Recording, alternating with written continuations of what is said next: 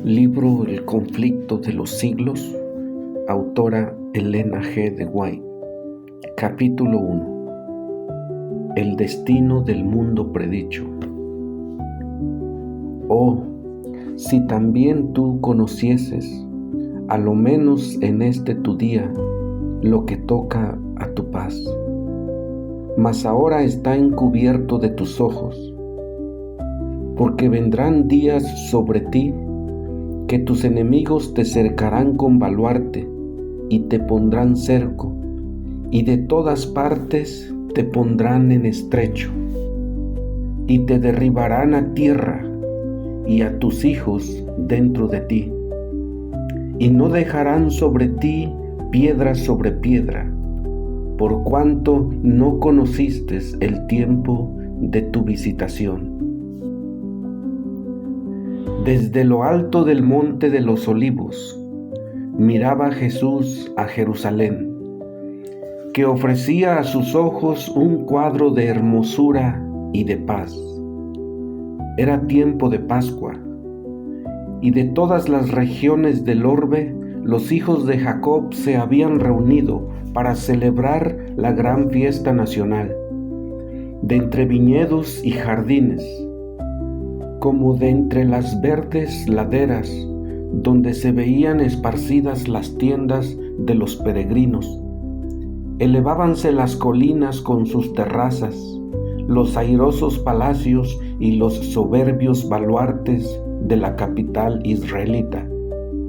La hija de Sión parecía decir en su orgullo: estoy sentada reina y nunca veré duelo, porque siendo amada como lo era, creía estar segura de merecer aún los favores del cielo, como en los tiempos antiguos cuando el poeta rey cantaba: hermosa provincia, el gozo de toda la tierra es el monte de Sión, la ciudad del gran rey.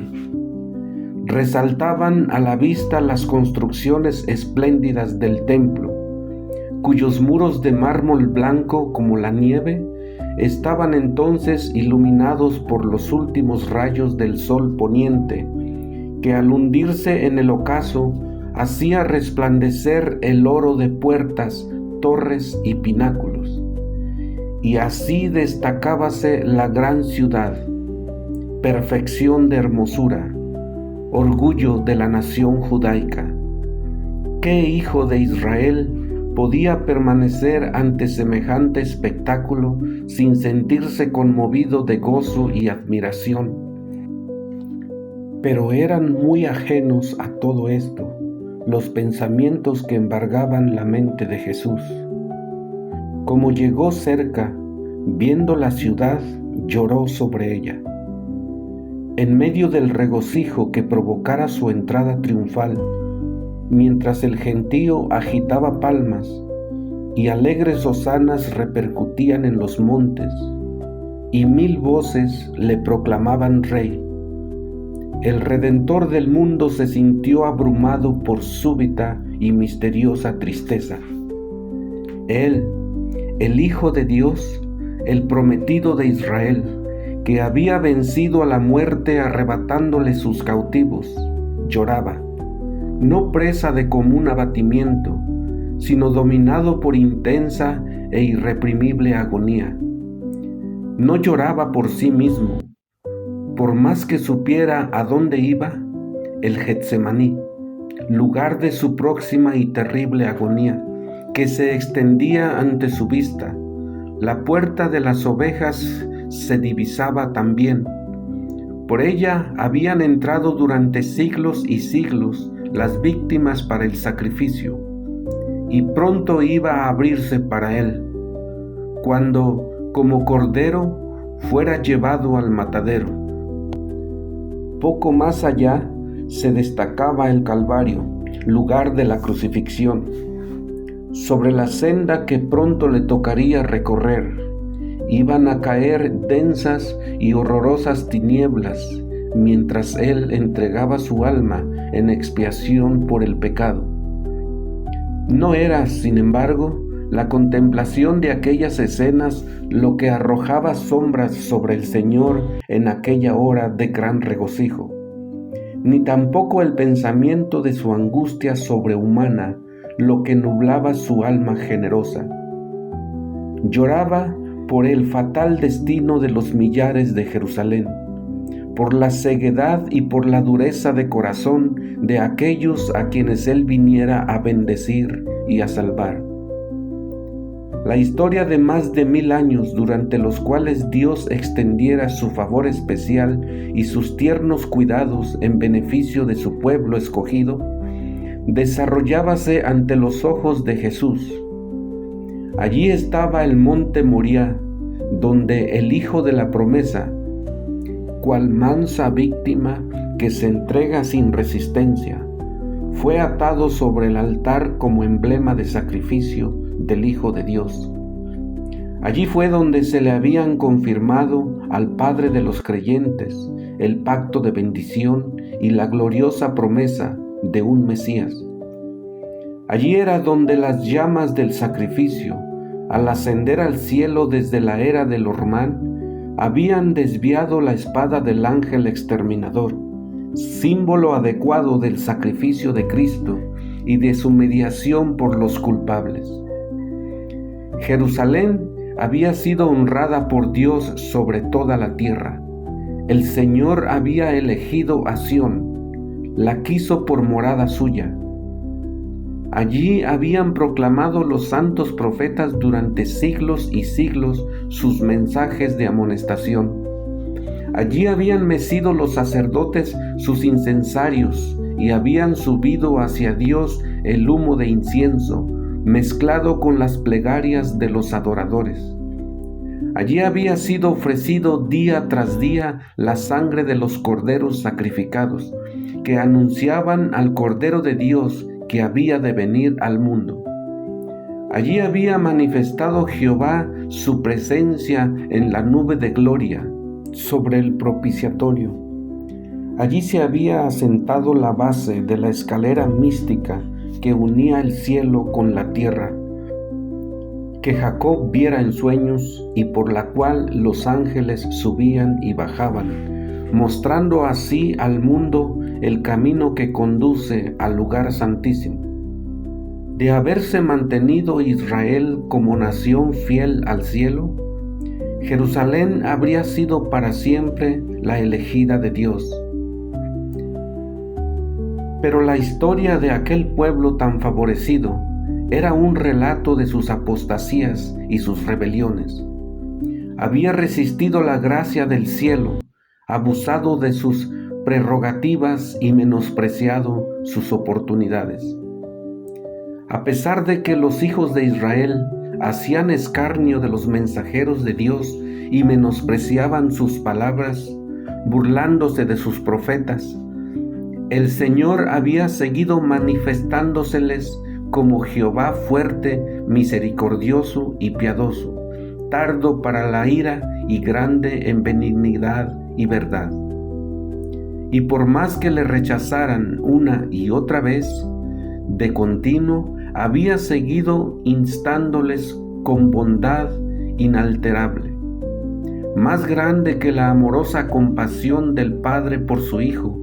Era el solícito cuidado con que Dios velaba por su pueblo, enviándole amonestaciones por mano de sus mensajeros, madrugando para enviárselas, porque tuvo compasión de su pueblo y de su morada.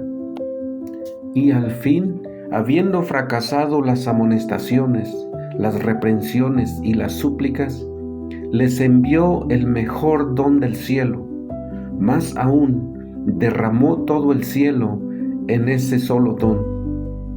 El Hijo de Dios fue enviado para exhortar a la ciudad rebelde. Era Cristo, quien había sacado a Israel como una vid de Egipto. Con su propio brazo había arrojado a los gentiles de delante de ella, la había plantado en un recuesto lugar fértil, la había cercado cuidadosamente y había enviado a sus siervos para que la cultivasen. ¿Qué más se había de hacer a mi viña?», exclamó, «que yo no haya hecho en ella? A pesar de estos cuidados, y por más que habiendo esperado que llevase uvas valiosas, las había dado silvestres». El Señor compasivo, movido por su anhelo de obtener fruto, vino en persona a su viña para librarla, si fuera posible, de la destrucción. La labró con esmero, la podó y la cuidó. Fue incansable en sus esfuerzos para salvar aquella viña que él mismo había plantado. Durante 3 años, el Señor de la luz y de la gloria estuvo yendo y viniendo entre su pueblo.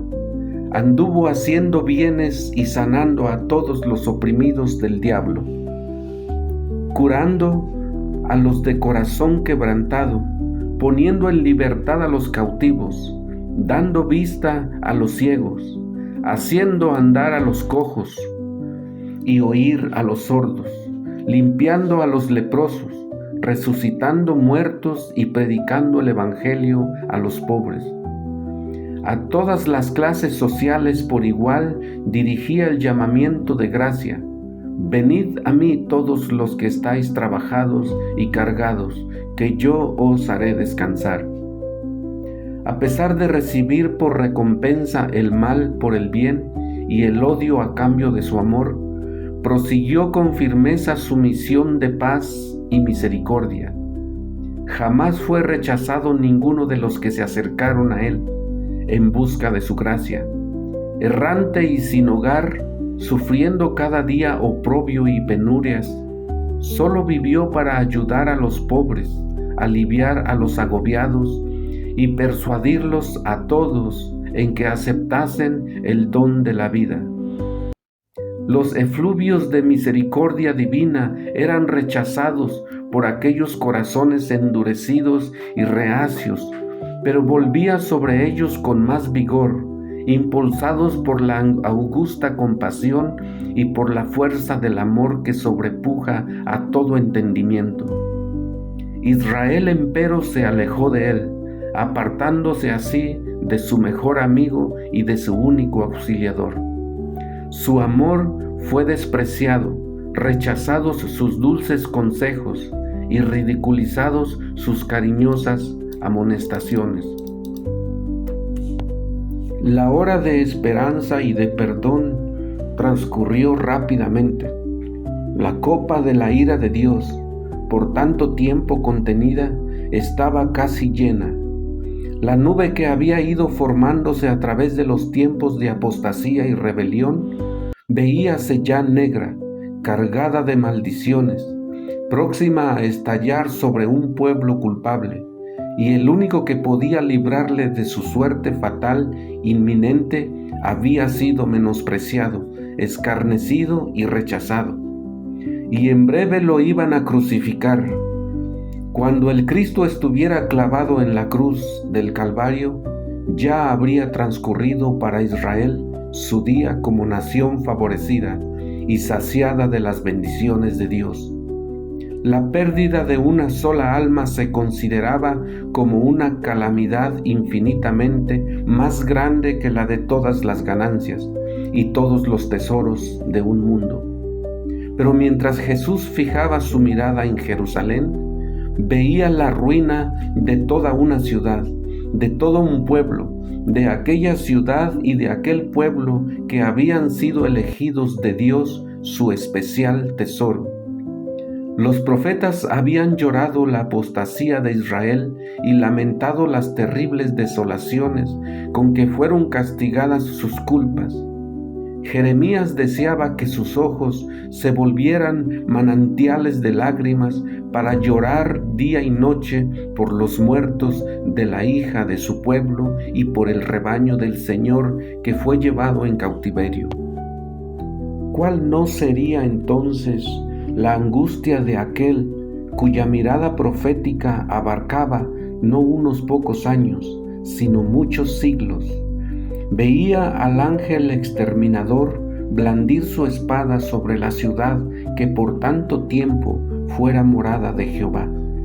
desde la cumbre del Monte de los Olivos, en el lugar mismo que más tarde iba a ser ocupado por Tito y sus soldados, miró a través del valle los atrios y pórticos sagrados, y con los ojos nublados por las lágrimas, vio en horroroso anticipo los muros de la ciudad circundados por tropas extranjeras. Oyó el estrépito de las legiones que marchaban en son de guerra y los tristes lamentos de las madres y de los niños que lloraban por pan en la ciudad sitiada. Vio el templo santo y hermoso, los palacios y las torres devorados por las llamas, dejando en su lugar tan solo un montón de humeantes ruinas.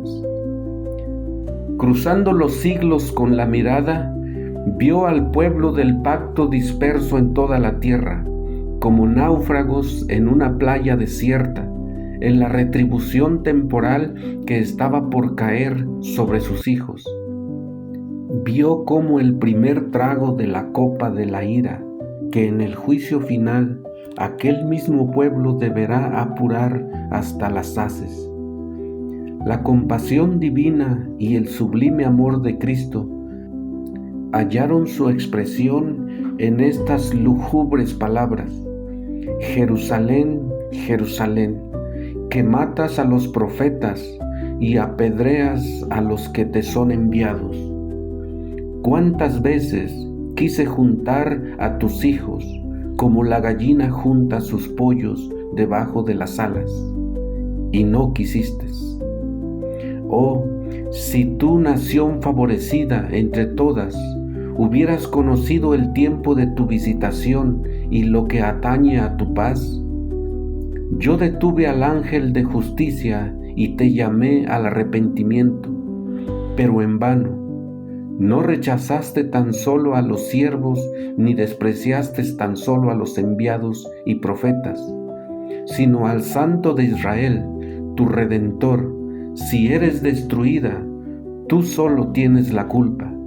No queréis venir a mí para que tengáis vida. Cristo vio en Jerusalén un símbolo del mundo endurecido en la incredulidad y rebelión, que corría presuroso a recibir el pago de la justicia de Dios. Los lamentos de una raza caída oprimía el alma del Señor y le hicieron prorrumpir en esa expresión de dolor. Vio además las profundas huellas del pecado marcadas en la miseria humana con lágrimas y sangre. Su tierno corazón se conmovió de compasión infinita por las víctimas de los padecimientos y aflicciones de la tierra. Anheló salvar a todos,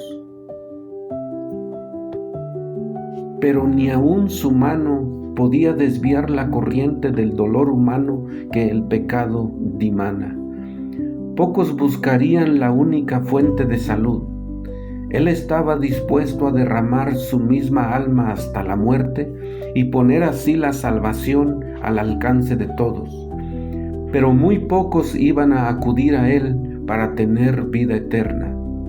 Mirad al Rey del cielo, derramando copioso llanto. Ved al Hijo del Dios infinito, turbado en espíritu y doblegado bajo el peso del dolor. Los cielos se llenaron de asombro al contemplar semejante escena que pone tan de manifiesto la culpabilidad enorme del pecado y que nos enseña lo que le cuesta aún al poder infinito salvar al pecador de las consecuencias que le acarrea la transgresión de la ley de Dios. Dirigiendo Jesús sus miradas hasta la última generación, vio al mundo envuelto en un engaño semejante al que causó la destrucción de Jerusalén. El gran pecado de los judíos consistió en que rechazaron a Cristo.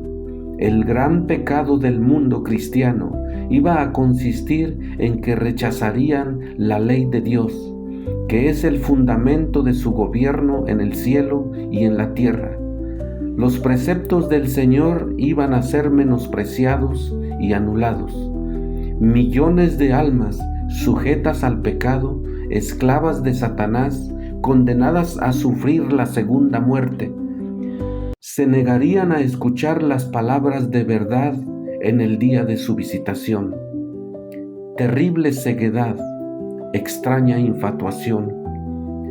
2 días antes de la Pascua, cuando Cristo se había despedido ya del templo por última vez, después de haber denunciado públicamente la hipocresía de los príncipes de Israel, volvió al monte de los Olivos, acompañado de sus discípulos, y se sentó entre ellos en una ladera cubierta de blando césped, dominando con la vista la ciudad.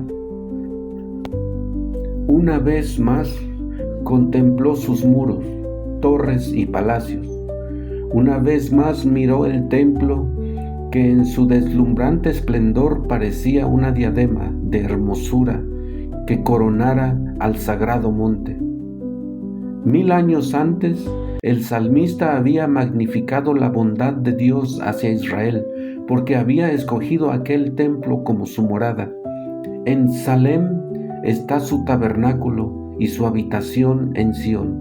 Escogió la tribu de Judá, el monte de Sión, al cual amó, y edificó su santuario a manera de eminencia. El primer templo había sido erigido durante la época de mayor prosperidad en la historia de Israel. Vastos almacenes fueron construidos para contener los tesoros que con dicho propósito acumulara el rey David. Y los planos para la edificación del templo fueron hechos por inspiración divina. Salomón, el más sabio de los monarcas de Israel, completó la obra. Este templo resultó ser el edificio más soberbio que este mundo haya visto. No obstante, el Señor declaró por boca del profeta Ageo, refiriéndose al segundo templo: mayor sería la gloria postrera de esta casa que la gloria anterior. Sacudiré todas las naciones, y vendrá el deseado de todas las naciones, y llenaré esta casa de gloria, dice Jehová de los ejércitos. Después de su destrucción por Nabucodonosor, el templo fue reconstruido unos 5 siglos antes del nacimiento de Cristo por un pueblo que tras largo cautiverio había vuelto a su país asolado y casi desierto. Había entonces en Israel algunos hombres muy ancianos que habían visto la gloria del templo de Salomón y que lloraban al ver el templo nuevo que parecía tan inferior al anterior. El sentimiento que dominaba entre el pueblo nos es fielmente descrito por el profeta cuando dice: ¿quién ha quedado entre vosotros que haya visto esta casa en su primera gloria? ¿Y cuál ahora la veáis? ¿No es ella como nada delante de vuestros ojos? Entonces fue dada la promesa de que la gloria del segundo templo sería mayor que la del primero. Pero el segundo templo no igualó al primero en magnificencia, ni fue santificado por las señales visibles de la presencia divina con que lo fuera el templo de Salomón. Ni hubo tampoco manifestaciones de poder sobrenatural que dieran realce a su dedicación. Ninguna nube de gloria cubrió el santuario que acababa de ser erigido. No hubo fuego que descendiera del cielo para consumir el sacrificio sobre el altar. La manifestación divina no se encontraba ya entre los querubines en el lugar santísimo. Ya no estaba allí el arca del testimonio, ni el propiciatorio, ni las tablas de la ley. Ninguna voz del cielo se dejaba oír para revelar la voluntad del Señor al sacerdote que preguntaba por ella. Durante varios siglos, los judíos se habían esforzado para probar cómo y dónde se había cumplido la promesa que Dios había dado por Ageo. Pero el orgullo y la incredulidad habían cegado su mente de tal modo que no comprendían el verdadero significado de las palabras del profeta. Al segundo templo no le fue conferido el honor de ser cubierto con la nube de la gloria de Jehová, pero sí fue honrado con la presencia de uno en quien habitaba corporalmente la plenitud de la divinidad, de uno que era Dios mismo manifestado en carne. Cuando el Nazareno enseñó y realizó curaciones en los atrios sagrados, se cumplió la profecía gloriosa. Él era el deseado de todas las naciones, que entraba en su templo por la presencia de Cristo, y solo por ella la gloria del segundo templo superó la del primero. Pero Israel tuvo en poco al anunciado don del cielo, y con el humilde maestro que salió aquel día por la puerta de oro, la gloria había abandonado el templo para siempre. Así se cumplieron las palabras del Señor que dijo: He aquí vuestra casa os es dejada desierta. Los discípulos se habían llenado de asombro y hasta de temor al oír las predicaciones de Cristo respecto de la destrucción del templo, y deseaban entender de un modo más completo el significado de sus palabras. Durante más de 40 años se habían prodigiado riquezas, trabajo y arte arquitectónico para enaltecer los esplendores y la grandeza de aquel templo. Herodes el Grande y hasta el mismo emperador del mundo contribuyeron con los tesoros de los judíos, con las riquezas romanas, a engrandecer la magnificencia del hermoso edificio.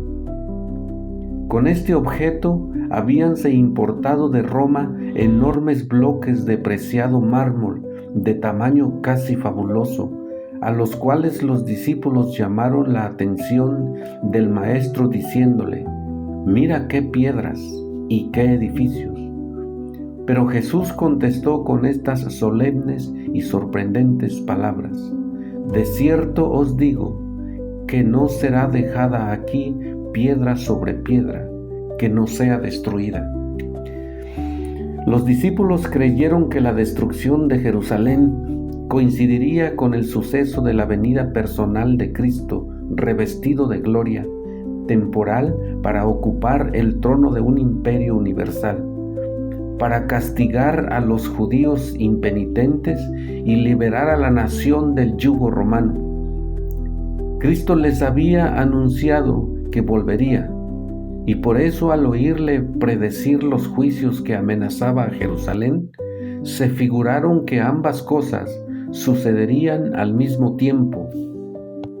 Y al reunirse en derredor del Señor en el monte de los Olivos, le preguntaron: ¿cuándo serán estas cosas? ¿Y qué señal habrá de tu venida y del fin del mundo? Lo porvenir les era misericordiosamente velado a los discípulos, de haber visto con toda claridad esos dos terribles acontecimientos futuros, los sufrimientos del Redentor y su muerte, y la destrucción del templo y de la ciudad. Los discípulos hubieran sido abrumados por el miedo y el dolor. Cristo les dio un bosquejo de los sucesos culminantes que habrían de desarrollarse antes de la consumación de los tiempos. Sus palabras no fueron entendidas plenamente entonces, pero su significado iba a aclararse a medida que su pueblo necesitase las instrucciones contenidas en estas palabras. La profecía del Señor entrañaba un doble significado. Al par que anunciaba la ruina de Jerusalén, presagiaba también los horrores del gran día final. Jesús declaró a los discípulos los castigos que iban a caer sobre el apóstata Israel, y especialmente los que deberían de sufrir por haber rechazado y crucificado al Mesías. Iban a producirse señales inequívocas, precursoras del espantoso desenlace. La hora aciaga llegaría presta y repentinamente, y el Salvador advirtió a sus discípulos: por tanto, cuando veáis en el lugar santo la abominación desoladora de la que habló el profeta Daniel, entonces los que estén en Judea huyan a los montes.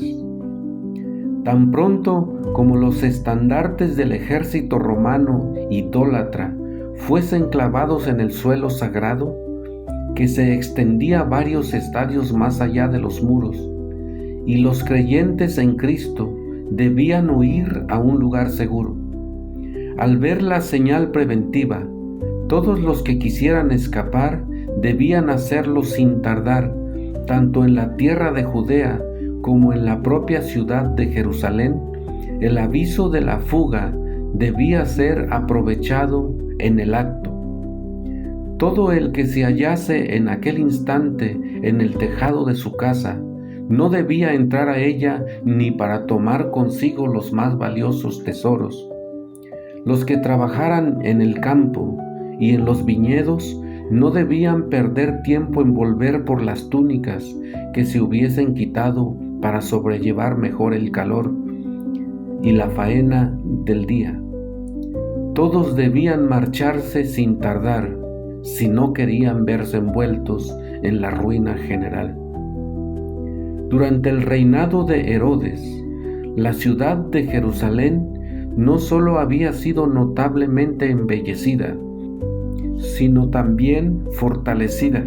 Se erigieron torres, muros y fortalezas que, unidos a la ventajosa situación topográfica del lugar, la hacían aparentemente inexpugnable.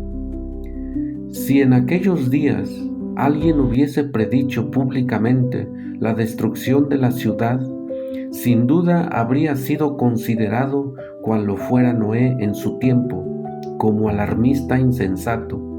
Pero Cristo había dicho: el cielo y la tierra pasarán, mas mis palabras no pasarán. La ira del Señor se había declarado contra Jerusalén a causa de sus pecados, y su obstinada incredulidad hizo inevitable su condenación. El Señor había dicho por el profeta Miqueas: oíd ahora esto, cabezas de la casa de Jacob y capitanes de la casa de Israel, que abomináis el juicio y pervertís todo el derecho, que edificáis a Sión con sangre y a Jerusalén con injusticia. Sus cabezas juzgan por cohecho y sus sacerdotes enseñan por precio, y sus profetas adivinan por dinero. Y apóyense en Jehová diciendo: ¿no está Jehová entre nosotros? ¿No vendrá mal sobre nosotros? Estas palabras dan una idea cabal de cuán corruptos eran los moradores de Jerusalén y de cuán justos se consideraban. A la vez que se decían escrupulosos observadores de la ley de Dios, quebrantaban todos sus preceptos. La pureza de Cristo y su santidad hacían resaltar la iniquidad de ellos. Por eso lo aborrecían y le señalaban como el causante de todas las desgracias que les habían sobrevenido como consecuencia de su maldad. Aunque harto sabían que Cristo no tenía pecado, declararon que su muerte era necesaria por la seguridad de la nación. Los príncipes de los sacerdotes y los fariseos decían: si le dejamos así, todos creerán en él, y vendrán los romanos y destruirán nuestro lugar y nuestra nación. Si se sacrificaban a Cristo, pensaban ellos, podrían ser otra vez un pueblo fuerte y unido. Así discurrían y convinieron con el sumo sacerdote en que era mejor que uno muriera y no que la nación entera se perdiese. Así era como los príncipes judíos habían edificado a Sión con sangre y a Jerusalén con iniquidad. Y al paso que sentenciaban a muerte a su Salvador porque les echara en cara sus iniquidades, se atribuían tanta justicia que se consideraban el pueblo favorecido de Dios y esperaban que el Señor viniese a librarlos de sus enemigos. Por tanto, había añadido el profeta: a causa de vosotros será Sión arada como campo, y Jerusalén será majanos, y el monte de la casa como cumbres de breñal. Dios aplazó sus juicios sobre la ciudad y la nación hasta cosa de 40 años después de que Cristo hubo anunciado el castigo de Jerusalén. Admirable fue la paciencia que tuvo Dios con los que rechazaron su evangelio y asesinaron a su Hijo. La parábola de la higuera estéril representa el trato bondadoso de Dios con la nación judía. Ya había sido dada la orden: córtala, ¿por qué ocupará aún la tierra? Pero la divina misericordia la preservó por algún tiempo. Había todavía muchos judíos que ignoraban lo que habían sido el carácter y la obra de Cristo, y los hijos no habían tenido la oportunidad ni visto la luz que sus padres habían rechazado. Por medio de la predicación de los apóstoles y de sus compañeros, Dios iba a hacer brillar la luz sobre ellos para que pudiesen ver cómo se había cumplido las profecías. No únicamente las que se referían al nacimiento y vida del Salvador, sino también las que anunciaban su muerte y su gloriosa resurrección. Los hijos no fueron condenados por los pecados de sus padres, pero cuando, conociendo ya plenamente la luz que fuera dada a sus padres, rechazaron la luz adicional que a ellos mismos les fuera concedida, entonces se hicieron cómplices de las culpas de los padres y colmaron la medida de su iniquidad. La longanimidad de Dios hacia Jerusalén no hizo sino confirmar a los judíos en su terca impenitencia. Por el odio y la crueldad que manifestaron hacia los discípulos de Jesús, rechazaron el último ofrecimiento de misericordia. Dios les retiró entonces su protección y dio rienda suelta a Satanás y a sus ángeles, y la nación cayó bajo el dominio del caudillo que ella misma se había elegido. Sus hijos menospreciaron la gracia de Cristo, que los habría capacitado para subyugar sus malos impulsos, y estos los vencieron. Satanás despertó las más fuertes y degradadas pasiones en sus almas. Los hombres ya no razonaban completamente, dominados por sus impulsos y su ira ciega. En su crueldad se volvieron satánicos, tanto en la familia como en la nación, en las clases bajas como en las clases superiores del pueblo. No reinaba más que la sospecha de envidia, el odio, el altercado, la rebelión y el asesinato. No había seguridad en ninguna parte.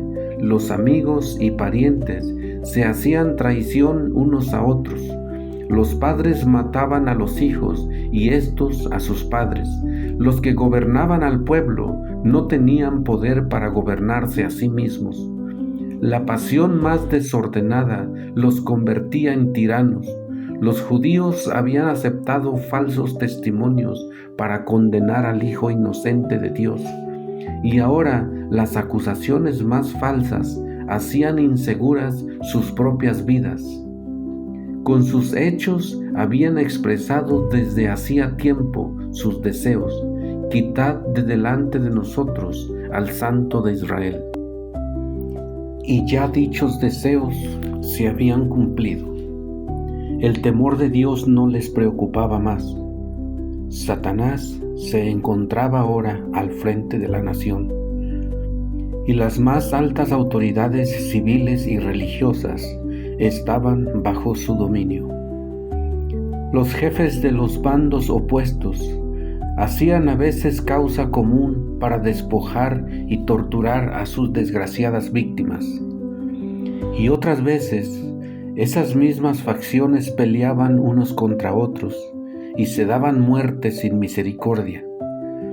Ni la santidad del templo podía refrenar su ferocidad.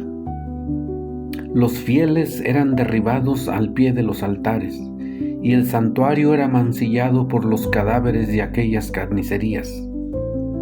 No obstante, en su necia y abominable presunción, los instigadores de la obra infernal declaraban públicamente que no temían que Jerusalén fuese destruida, pues era la ciudad de Dios, y con el propósito de afianzar su satánico poder, sobornaban a falsos profetas para que proclamaran que el pueblo debía esperar la salvación de Dios. Aunque ya el templo estaba sitiado por las legiones romanas, hasta el fin las multitudes creyeron firmemente que el Todopoderoso intervendría para derrotar a sus adversarios. Pero Israel había despreciado la protección de Dios, y no había ya defensa alguna para él. Desdichada Jerusalén, mientras la desgarraban las contiendas intestinas y la sangre de sus hijos, derramada por sus propias manos, teñían sus calles de carmesí. Los ejércitos enemigos echaban a tierra sus fortalezas y mataban a sus guerreros. Todas las predicciones de Cristo acerca de la destrucción de Jerusalén se cumplieron al pie de la letra. Los judíos palparon la verdad de aquellas palabras de advertencia del Señor: con la medida que medís, se os medirá. Aparecieron muchas señales y maravillas como síntomas precursores del desastre y de la condenación. A la medianoche, una luz extraña brillaba sobre el templo y el altar. En las nubes, a la puesta del sol, se veía como carros y hombres de guerra que se reunían para la batalla. Los sacerdotes que ministraban de noche en el santuario eran aterrorizados por ruidos misteriosos. Temblaba la tierra y se oían voces que gritaban: «Salgamos de aquí». La gran puerta del oriente, que por su enorme peso era difícil de cerrar entre 20 hombres y que estaba asegurada con formidables barras de hierro afirmadas en el duro pavimento de piedras de gran tamaño, se abrió a la medianoche de una manera misteriosa. Durante 7 años, un hombre recorrió continuamente las calles de Jerusalén anunciando las calamidades que iban a caer sobre la ciudad. De día y de noche entonaba la frenética endecha: voz del oriente, voz del occidente, voz de los 4 vientos, voz contra Jerusalén y contra el templo, voz contra el esposo y la esposa, voz contra todo el pueblo. Este extraño personaje fue encarcelado y azotado sin que exhalase una queja. A los insultos que le dirigían y a las burlas que le hacían, no contestaba sino con estas palabras: «Ay de Jerusalén, ay de sus moradores». Y sus tristes presagios no dejaron de oírse sino cuando encontró la muerte en el sitio que él había predicho. Ni un solo cristiano pereció en la destrucción de Jerusalén. Cristo había prevenido a sus discípulos, y todos los que creyeron sus palabras esperaron atentamente las señales prometidas. Cuando veréis a Jerusalén cercada de ejércitos, había dicho Jesús, Sabed entonces que su destrucción ha llegado. Entonces los que estuvieren en Judea, huyan a los montes, y los que en medio de ella, váyanse.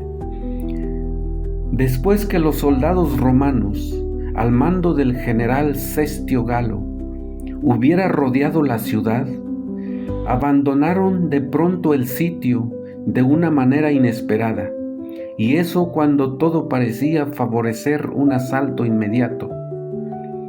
Perdida ya la esperanza de poder resistir al ataque, los sitiados estaban a punto de rendirse, cuando el general romano retiró sus fuerzas sin motivo aparente para ello.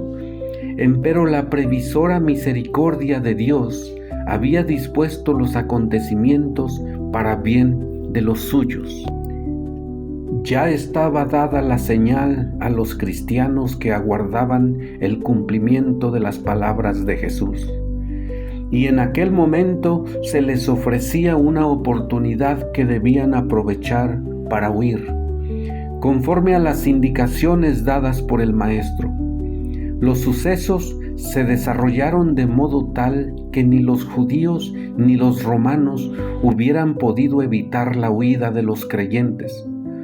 Habiéndose retirado Cestio, los judíos hicieron una salida para perseguirle, y entre tanto que ambas fuerzas estaban así empeñadas, los cristianos pudieron salir de la ciudad, aprovechando la circunstancia de estar los alrededores totalmente despejados de enemigos que hubieran podido cerrarles el paso. En la época del sitio, los judíos habían acudido numerosos a Jerusalén para celebrar la fiesta de los tabernáculos, y así fue como los cristianos esparcidos por todo el país pudieron escapar sin dificultad. Inmediatamente se encaminaron hacia un lugar seguro, la ciudad de Pela, en tierra de Perea, allende el Jordán. Las fuerzas judaicas perseguían de cerca a Cestio y a su ejército, y cayeron sobre la retaguardia con tal furia que amenazaban destruirla totalmente. Solo a duras penas pudieron las huestes romanas completar su retirada. Los judíos no sufrieron más que unas pocas bajas, y con los despojos que obtuvieron, volvieron en triunfo a Jerusalén. Pero este éxito aparente no les acarreó sino perjuicios, pues despertó en ellos un espíritu de necia resistencia contra los romanos que no tardó en traer males incalculables a la desdichada ciudad. Espantosas fueron las calamidades que sufrió Jerusalén cuando el sitio se reanudó bajo el mando de Tito. La ciudad fue sitiada en el momento de la Pascua, cuando millones de judíos se hallaban reunidos dentro de sus muros. Los depósitos de provisiones, que de haber sido conservados, hubieran podido abastecer a toda la población por varios años, habían sido destruidos a consecuencia de la rivalidad y de las represalias de las facciones en lucha. Y pronto los vecinos de Jerusalén empezaron a sucumbir a los horrores del hambre. Una medida de trigo se vendía por un talento. Tan atroz era el hambre que los hombres roían el cuero de sus cintos, sus sandalias y las cubiertas de sus escudos. Muchos salían durante la noche para recoger las plantas silvestres que crecían fuera de los muros, a pesar de que muchos de ellos eran aprehendidos y muertos por crueles torturas. Y a menudo los que lograban escapar eran despojados de aquello que habían conseguido, aún con riesgo de la vida. Los que estaban en el poder imponían los castigos más infamantes para obligar a los necesitados a entregar los últimos restos de provisiones que guardaban escondidos. Y tamañas atrocidades eran perpetradas muchas veces por gente bien alimentada, que solo deseaba almacenar provisiones para más tarde. Millares murieron a consecuencia del hambre y la pestilencia. Los afectos naturales parecían haber desaparecido. Los esposos se arrebataban unos a otros los alimentos. Los hijos quitaban a sus ancianos padres la comida que se llevaban a la boca. Y la pregunta del profeta, ¿se olvidará acaso la mujer de su niño mamante?, recibió respuesta en el interior de los muros de la desgraciada ciudad, tal como lo diera la Santa Escritura. Las misericordiosas manos de las mujeres cuecen a sus mismos hijos. Estos les sirven de comida en el quebranto de la hija de mi pueblo.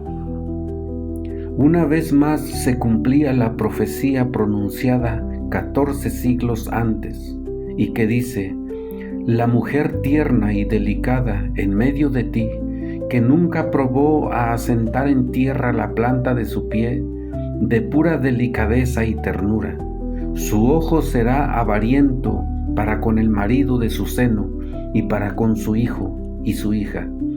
Así respecto de su niño recién nacido, como respecto de sus demás hijos que hubiere parido, porque ella sola los comerá ocultamente en la falta de todo, en la premura y de la estrechez con que te estrecharán tus enemigos dentro de tus ciudades. Los jefes romanos procuraron aterrorizar a los judíos para que se rindiesen. A los que eran apresados resistiendo, los azotaban, los atormentaban y los crucificaban frente a los muros de la ciudad. Centenares de ellos eran así ejecutados cada día, y el horrendo proceder continuó hasta que a lo largo del valle de Josafat y en el Calvario se erigieron tantas cruces que apenas dejaban ver espacio para pasar entre ellas. Así fue castigada aquella temeraria imprecación que lanzara el pueblo en el tribunal de Pilato, al exclamar: recaiga su sangre sobre nosotros y sobre nuestros hijos. De buen grado hubiera Tito hecho cesar tan terrible escenas y ahorrado a Jerusalén la plena medida de su condenación. Le horrorizaba ver los montes de cadáveres en los valles. Como obsesionado, miraba desde lo alto del monte de los Olivos el magnífico templo y dio la orden de que no se tocara una sola de sus piedras. Antes de hacer la tentativa de apoderarse de esa fortaleza, dirigió un fervoroso llamamiento a los jefes judíos para que no le obligasen a profanar con sangre el lugar sagrado. Si querían salir a pelear en cualquier otro sitio, ningún romano violaría la santidad del templo. Josefo mismo, en el elocuentísimo discurso, les rogó que se entregasen para salvarse a sí mismos, a su ciudad y su lugar de culto. Pero respondieron a sus palabras con maldiciones y arrojaron dardos a su último mediador humano mientras alegaba con ellos.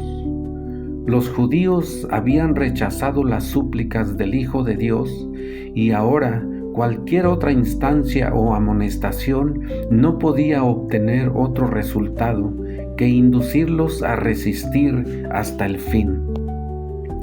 Vanos fueron los esfuerzos de Tito para salvar el templo.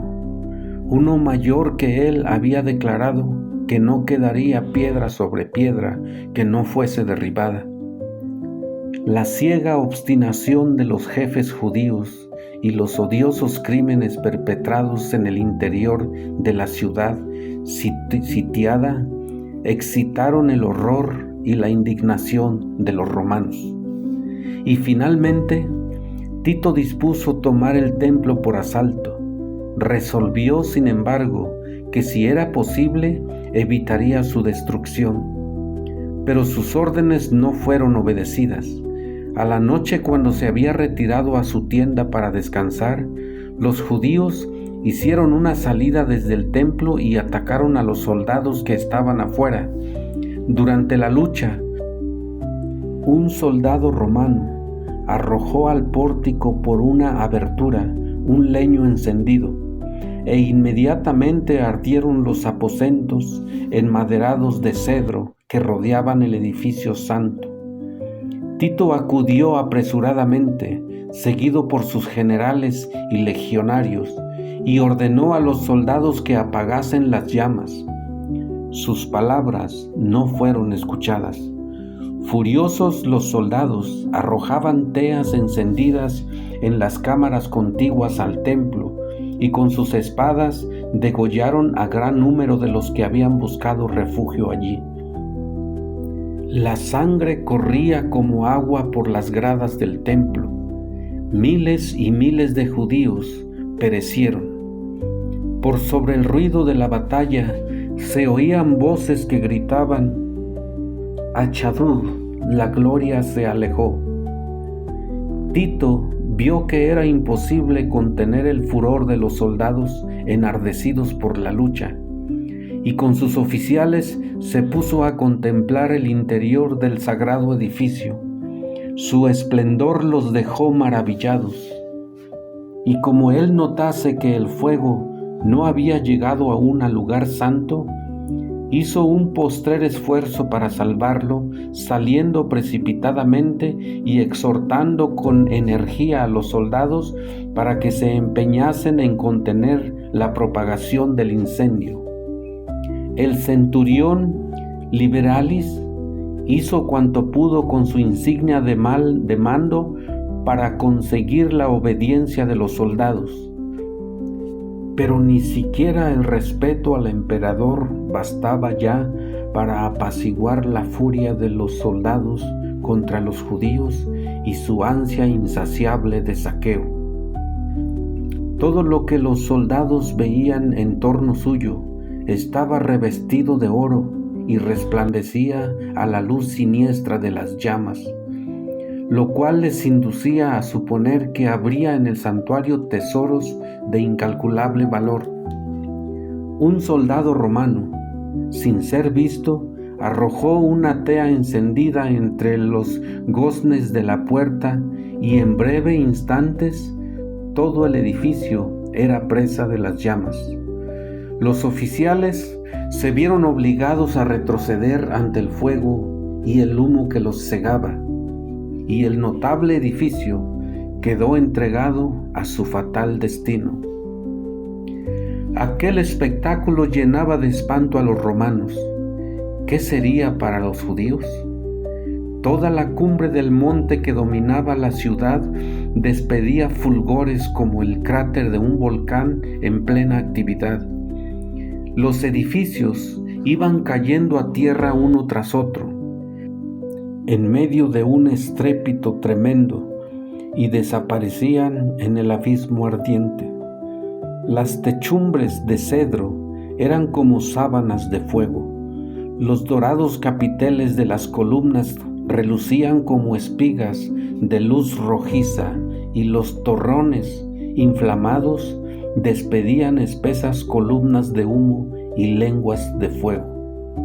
Las colinas vecinas estaban iluminadas y dejaban ver grupos de gentes que se agolpaban por todas partes, siguiendo con la vista en medio de la horrible inquietud el avance de la obra destructora.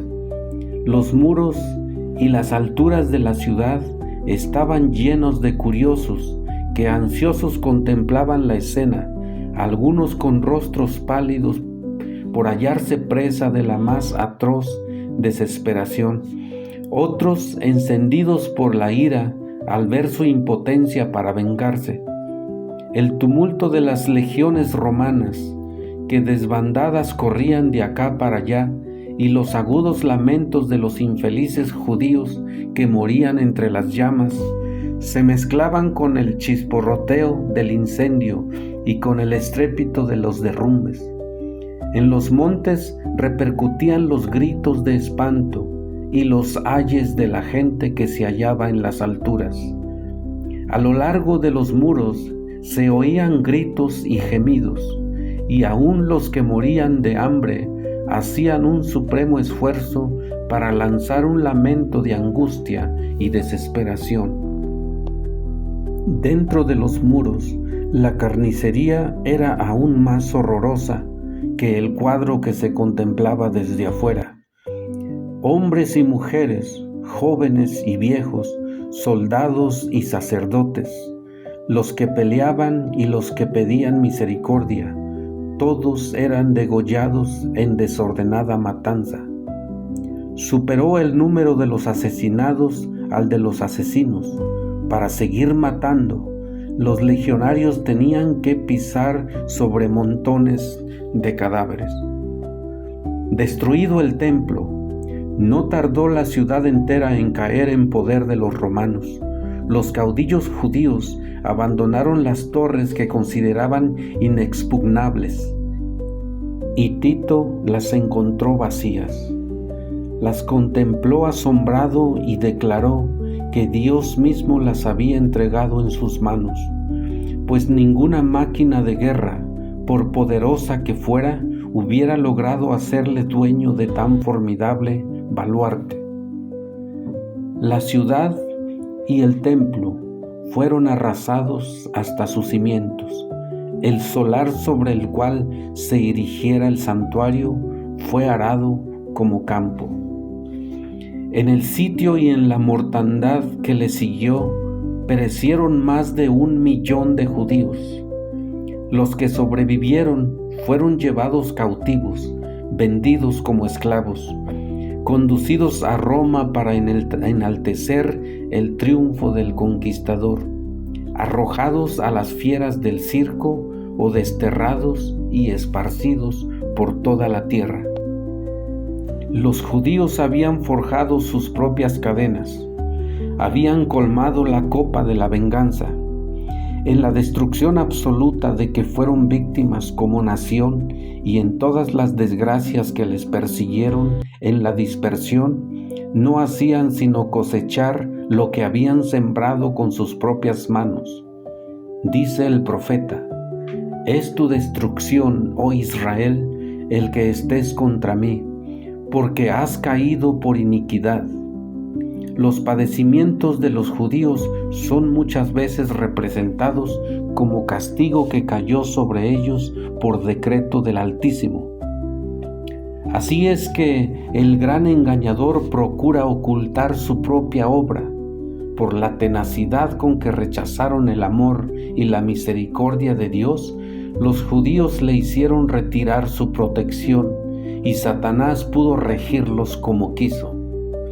Las horrorosas crueldades perpetradas durante la destrucción de Jerusalén demuestran el poder con que se ensaña Satanás sobre aquellos que cedan a su influencia. No podemos saber cuánto debemos a Cristo por la paz y la protección que disfrutamos. Es el poder restrictivo de Dios lo que impide que el hombre caiga completamente bajo el dominio de Satanás. Los desobedientes e ingratos deberían hallar un poderoso motivo de agradecimiento a Dios en el hecho de que su misericordia y clemencia hayan coartado el poder maléfico del diablo. Pero cuando el hombre traspasa los límites de la paciencia divina, ya no cuenta con aquella protección que le libraba del mal. Dios no asume nunca para con el pecador la actitud de un verdugo que ejecuta la sentencia contra la transgresión, sino que abandona a su propia suerte a los que rechazan su misericordia, para que recojan los frutos de lo que sembraron sus propias manos. Todo rayo de luz que se desprecia, toda admonición que se desoye y rechaza, toda pasión malsana que se abriga, toda transgresión de la ley de Dios, son semillas que darán infaliblemente su cosecha, Cuando se le resiste tenazmente, el Espíritu de Dios concluye por apartarse del pecador, y éste se queda sin fuerza para dominar las malas pasiones de su alma y sin protección alguna contra la malicia y perfidia de Satanás. La destrucción de Jerusalén es una advertencia terrible y solemne para todos aquellos que menosprecien los dones de la gracia divina y que resistan a las instancias de la misericordia divina. Nunca se dio un testimonio más decisivo de cuánto aborrece Dios el pecado y de cuán inevitable es el castigo que sobre sí atraen los culpables. La profecía del Salvador, referente al juicio que iba a caer sobre Jerusalén, va a tener otro cumplimiento, y la terrible desolación del primero no fue más que un pálido reflejo de lo que será el segundo. En lo que acaeció a la ciudad escogida, podemos ver anunciada la condenación de un mundo que rechazó la misericordia de Dios y pisoteó su ley. Lóbregos son los anales de la humana miseria que ha conocido la tierra a través de siglos de crímenes. Al contemplarlos, el corazón desfallece y la mente se abruma de estupor. Horrendas han sido las consecuencias de haber rechazado la autoridad del cielo. Pero una escena aún más sombría nos anuncia las revelaciones de lo porvenir. La historia de lo pasado, la interminable serie de alborotos, conflictos y contiendas, toda la armadura del guerrero en el tumulto de batalla y los vestidos revolcados en sangre. ¿Qué son y qué vale en comparación con los horrores de aquel día, cuando el Espíritu de Dios se aparte de todo de los impíos y los deje abandonados a sus fieras pasiones y a merced de la saña satánica? Entonces el mundo verá, como nunca los vio, los resultados del gobierno de Satanás. Pero en aquel día, así como sucedió en tiempo de la destrucción de Jerusalén, el pueblo de Dios será librado, porque serán salvos todos aquellos cuyos nombres estén inscritos en el libro de la vida. Nuestro Señor Jesucristo anunció que vendrá la segunda vez para llevarse a los suyos. Entonces se mostrará la señal del Hijo del Hombre en el cielo, y entonces lamentarán todas las tribus de la tierra, y verán al Hijo del Hombre que vendrá sobre las nubes del cielo con grande poder y gloria, y enviará sus ángeles con voz de trompeta, y juntarán sus escogidos de los cuatro vientos, de un cabo del cielo hasta el otro. Entonces los que no obedezcan al Evangelio serán muertos con el aliento de su boca y destruidos con el resplandor de su venida. Así como le sucedió antiguamente a Israel, los malvados se destruirán a sí mismos y perecerán víctimas de su iniquidad. Debido a su vida pecaminosa, los hombres se han apartado tanto de Dios y tanto ha degenerado su naturaleza con el mal, que la manifestación de la gloria del Señor es para ellos como fuego consumidor. Deben guardarse los hombres de no menospreciar el aviso de Cristo respecto a su segunda venida, porque como anunció a los discípulos la destrucción de Jerusalén y les dio una señal para cuando se acercara la ruina, así también previno al mundo del día de la destrucción final, y nos dio señales de la proximidad de ésta, para que todos los que quieran puedan huir a la ira que vendrá. Dijo Jesús: y habrá señales en el sol y en la luna y en las estrellas, y sobre la tierra angustia de naciones. Cuando viereis todas estas cosas, sabed, está cercano a las puertas. Velad pues. Es la amonestación del Señor. Los que le presten atención no serán dejados en tinieblas, ni sorprendidos por aquel día. Pero los que no quieran velar serán sorprendidos, porque el día del Señor vendrá así como ladrón de noche. El mundo no está hoy más dispuesto a creer el mensaje dado para este tiempo de lo que estaban en los días de los judíos para recibir el aviso del Salvador respecto a la ruina de Jerusalén. Venga cuando venga, el día de Dios caerá repentinamente sobre los impíos desprevenidos.